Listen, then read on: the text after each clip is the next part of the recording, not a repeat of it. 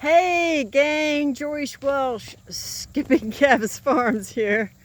We are looking at the planting that I call my 100 willows. These are varieties, there's 3 different varieties of willows here, and they are designed to be used for biomass, biochar, weaving. You can use them for wattle fence. They are also varieties that you can use for willow bark. Willow bark contains, I may not say this right, salicylic acid. Basically, willow bark was the original native people's aspirin, and aspirin was originally derived from willow bark. And these particular varieties can be used for medicinal purposes, and I think that's pretty awesome.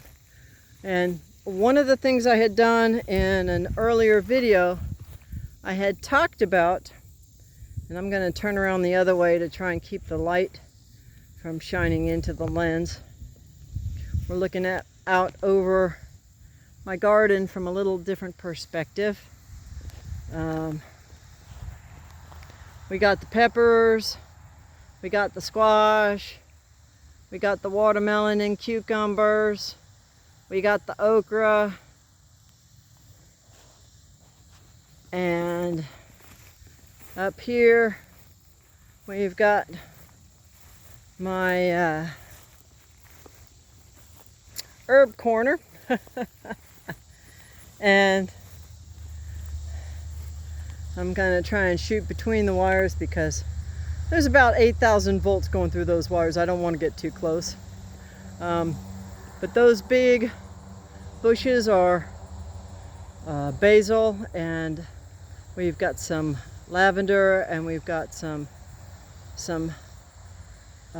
thyme upright, and behind it is some oregano. And then I've got some banana peppers that I harvested a few peppers off of earlier today. And then something I'm kind of proud of is I planted some cilantro, and I got a couple of little cilantro plants coming up. Cilantro, when it goes to seed, becomes coriander, and it's a great herb for cooking and curing meats. And there are some people who say there are some medicinal advantages to it as well. But I'm coming back over here, gang, to have you look at the height. Let's see if I can do this well. I'm holding the camera pretty much horizontal at about elbow height. So the first 6 feet or so is about 4 foot. And then we've got another little batch that's maybe only about 4 feet, and then goes back up to 6 feet. And then you can jump down to where you see my garden hose contraption that I described in an earlier video. I'll try to remember to add that to my description or a link down below. I'm still, I'll do my best to get that on as soon as I can.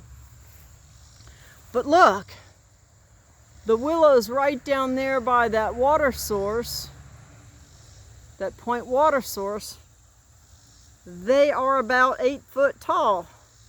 And then the willows all the way down at the far end, if I can get it to focus here, those are only 30 to 48 inches high. So water really is an important thing with willows.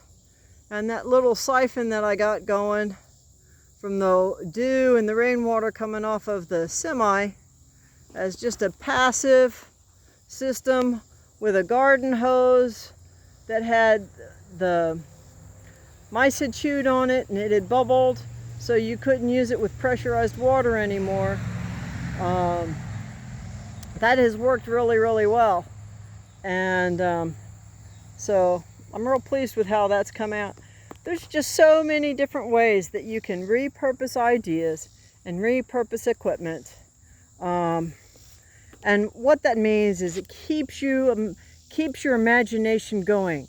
It keeps you asking, well, what can I do here? And what can I do here? And what's different here? And how would nature be able to, what does the nature of this plant do best with? Well, it does best with a lot of water. And their root system is such that they don't do really well with competition, which is why I've got that planted with weed cloth down.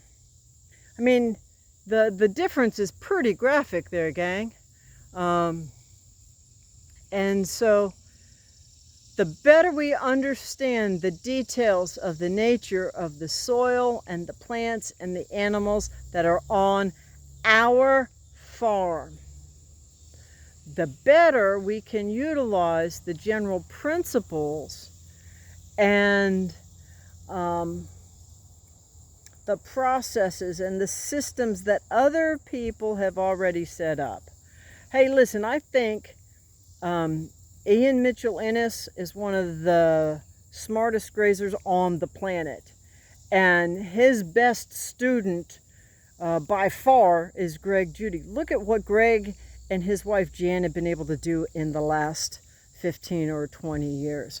And it's because he's been willing to start with where he was, which was pretty much where I am right now. Not a whole lot of stuff to go with, to work with. But you take what you have and you work with what you have and you plan for what you want. And as long as you keep track of where you are and evaluating where you want to go, you will eventually get to where you want to go. And if your quality of life is always going to be different than mine, because we're two different people. So guess what? Our paths to get there are going to be different because we're two different people on two different pieces of property.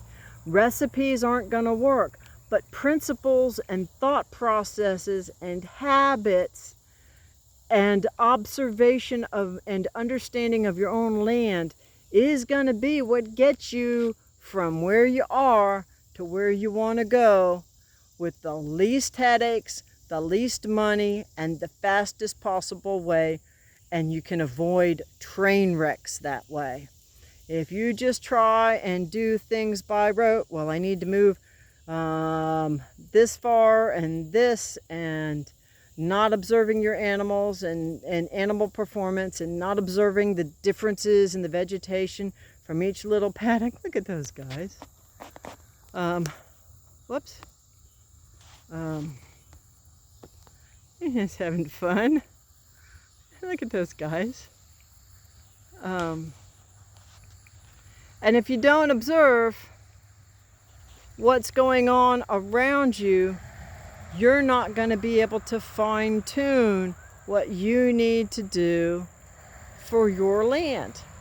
I mean, when our health is compromised, we go to the doctor or nurse practitioner or somebody, right? And they ask us a bunch of specific questions, and they do some specific tests to get our vital signs. Why? So that they can get the best context, the best frame of reference, so they can best understand the symptoms and the significance of the symptoms that we're experiencing, so they can get to the right cause. And we need to learn to do the same thing with our land and our plants and our soils and our animals. And I tell you what, gang, it is just an awesome, awesome journey. And with that, I will wish you blessings for the day. Like and subscribe if you would. And whatever you do, keep chasing the dream.